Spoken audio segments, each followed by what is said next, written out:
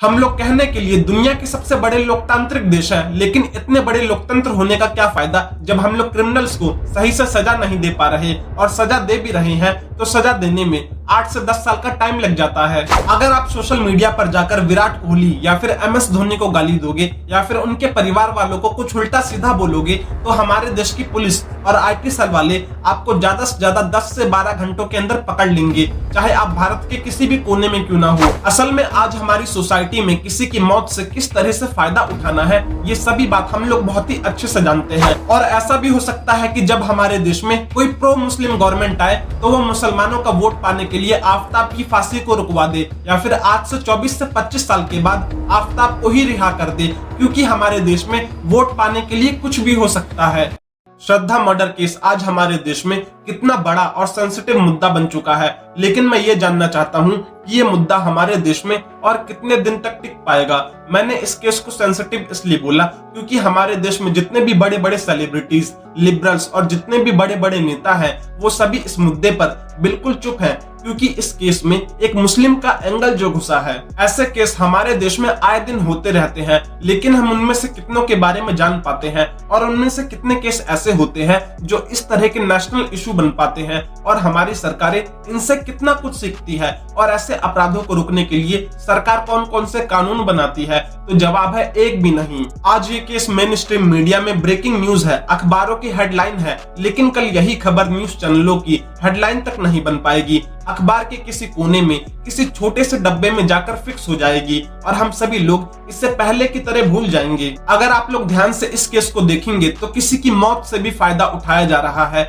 नेता लोग धर्म की राजनीति करके लोगों से वोट मांग रहे हैं, मीडिया वाले TRP कमा रहे हैं, और कुछ लोग कैंडल मार्च निकालकर अपनी फोटो खिंचवा रहे हैं। असल में आज हमारी सोसाइटी में किसी की मौत से किस तरह से फायदा उठाना है, ये सभी बात हम लोग बहुत ही अच्छे से जानते हैं। चाहे आप लोग सुशांत सिंह राजपूत का केस ले लो, और चाहे आप ये वाला केस ले लो। पिछले साल भारत में महिलाओं के अगेंस्ट होने वाले क्राइम की टोटल संख्या थी 4,30,000, जिन्हें ऑफिशियली रजिस्टर्ड किया गया था, और साल 2020 में यही आंकड़ा 3,71,000 था। यानी कि सिर्फ एक साल के दौरान महिलाओं के अगेंस्ट होने वाले क्राइम में 15% का इजाफा है। लेकिन सरकार ने इस टॉपिक के ऊपर क्या किया? तो जवाब है कुछ भी नहीं। असल में ऐसे केसेस हमारे देश में आए दिन होते रहते हैं, बल्कि मैं तो ये बोलूंगा कि रोज होते हैं, लेकिन कभी भी हमें उनके बारे में पता ही नहीं चल पाता। लेकिन इस तरह के केसेस को हवा तब दी जाती है जब इलेक्शन सर पे होते हैं। अभी गुजरात में विधानसभा के इलेक्शन होने वाले हैं, और दिल्ली में MCD के इलेक्शन होने वाले हैं, और ऐसा करने की वजह से इन पॉलिटिकल पार्टीज को बहुत फायदा पहुंचेगा।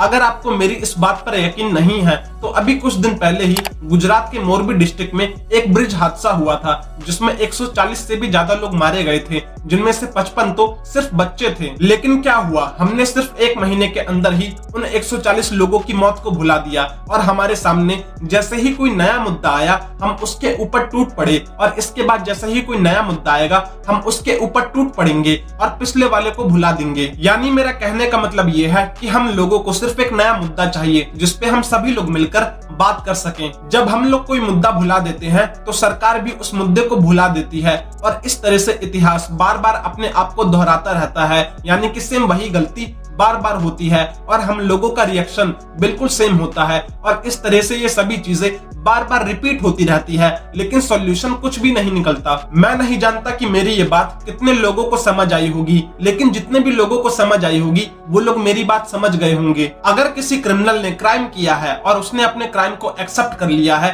तो फिर इतनी ज्यादा छानबीन करने की जरूरत क्या है? 1 महीने के अंदर फांसी पर चढ़ा देना चाहिए, ताकि देश में एक डर का माहौल क्रिएट हो, और नेक्स्ट टाइम से कोई भी अपराधी ऐसा अपराध करने से पहले 1000 बार जरूर सोचे। हम लोग कहने के लिए दुनिया के सबसे बड़े लोकतांत्रिक देश हैं, लेकिन इतने बड़े लोकतंत्र होने का क्या फायदा जब हम लोग क्रिमिनल्स को सही से सजा नहीं दे पा रहे, और सजा दे भी रहे हैं तो सजा देने में 8 से 10 साल का टाइम लग जाता है। एग्जाम्पल के लिए साल 2012 में Damini gang rape and murder case आप लोगों को याद ही होगा, जो 16 दिसंबर 2012 को हुआ था, और 20 मार्च 2012 2020 को उन सभी क्रिमिनल्स को फांसी की सजा दी गई थी, यानी कि तकरीबन 8 साल के बाद। इस दौरान उन सभी क्रिमिनल्स ने हमारे देश की कानून व्यवस्था और संविधान में मौजूद लूप होल्स का जमकर इस्तेमाल किया और अपनी फांसी की सजा को टालने के लिए कई बार कोशिश करते रहे। अब आप लोग खुद समझ जाओ कि हमारे देश की कानून व्यवस्था कितनी ज्यादा स्लो है। अकॉर्डिंग टू एनसीआरबी हमारे देश में रेप केसेस का कन्विक्शन रेट सिर्फ 32% है,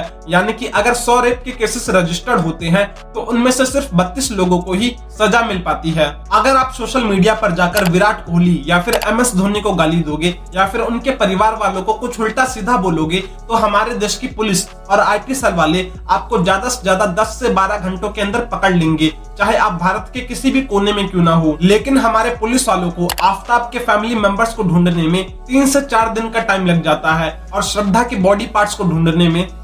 उसकी तो बात ही नहीं करते। आप लोगों से एक बात और बताना चाहता हूं कि इस समय जो आफ्ताब पूनावाला का जो वकील है उसका नाम अविनाश कुमार है। हो सकता है कि आज से कुछ महीने के बाद जब हम लोग ये केस भूल जाएंगे तो वो अपने वकील को चेंज कर ले और एक ऐसे वकील को हायर करे जो कोर्ट में अपनी एक हियरिंग के लाखों रुपए फीस चार्ज करता हो। अभी सोशल मीडिया पर कुछ लोग बोल रहे थे कि ये आफ्ताब कोई मुस्लिम नहीं बल्कि एक पारसी है, लेकिन जैसे ही ये मामला ठंडा पड़ेगा यही लोग उसके पीछे जाकर खड़े हो जाएंगे उसका सपोर्ट करने के लिए और अच्छे से अच्छा वकील लाकर देंगे उसका केस लड़ने के लिए। मैं ये बात इसलिए बोल पा रहा हूँ क्योंकि जब कर्नाटक में हिजाब कंट्रोवर्सी हुई थी तब उन मुस्लिम लड़कियों की तरफ से उनका केस देवदत्त कामत नाम के वकील लड़ रहे थे जो कोर्ट में अपनी एक हियरिंग के लाखों रुपए फीस चार्ज करते हैं। अब आप लोग खुद ही सोच कर देखो कि स्कूल में पढ़ने वाली लड़कियां सुप्रीम कोर्ट के स्टैंडर्ड के वकील को कैसे हायर कर सकती है और कैसे उनकी फीस पे कर सकती है। अब मान लो दोस्तों कि कोर्ट इस आफ्ताब को अपराधी मान लेती है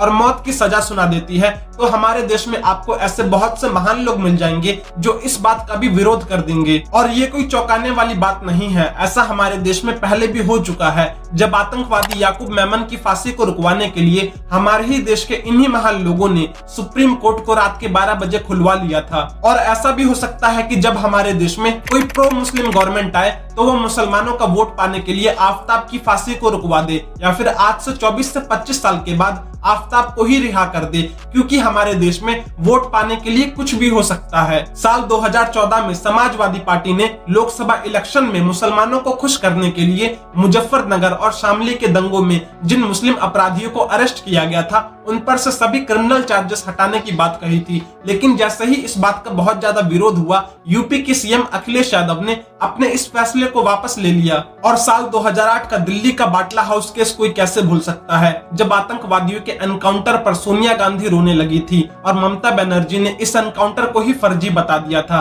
ताकि आतंकवादियों के नाम पर भारत के मुसलमानों का वोट मिल सके। अभी हाल ही में अक्टूबर के महीने में साल 2002 के गुजरात दंगों के बिल्किस बानो केस के 11 आरोपियों को गुजरात सरकार ने जेल से रिहा कर दिया उनके सही बिहेवियर के चलते, ताकि गुजरात में हिंदू वोट बैंक पर असर पड़ सके। एट द एंड यही बोलना चाहूंगा कि किसी भी सरकार को हमारी बिल्कुल भी नहीं पड़ी, हमें हमारी सेफ्टी और सिक्योरिटी के लिए खुद से ही स्टैंड लेना पड़ेगा, खुद से ही आवाज उठानी पड़ेगी, तभी जाकर कुछ हो सकता है। ये 10 मिनट की कैंडल मार्च निकाल देने से कुछ भी नहीं होने वाला। लास्ट में एक बात और बोलना चाहूंगा कि अगर इस श्रद्धा मर्डर केस में लड़का हिंदू होता और लड़की मुस्लिम होती ना तो बगल में ही कतर में फुटबॉल वर्ल्ड कप चल रहा है, वहां पर करोड़ों लोगों के सामने इंडिया की इमेज को नंगा कर दिया जाता।